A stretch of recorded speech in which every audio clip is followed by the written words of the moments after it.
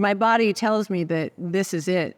There's no turning back. It tells me sweetly that I'll be entering a new space where my senses will guide me and my life will never be the same. It will be the first time I fully surrender to a force greater than myself, and the last time I will ever question my body's deep understanding of the woman I'm about to become. I'm lying on Ray's bed, legs butterflied open. His finger is a feather stroke, high and light, coaxing out a stream of electricity from the very core of my being. We've done this so many times, and something in me always holds back. But this time I let go. I let the wild river of sensation take me wherever it wants to take me. The full-on embrace of a feeling so complete, so beyond what I've ever felt, is the culmination of years working with Ray.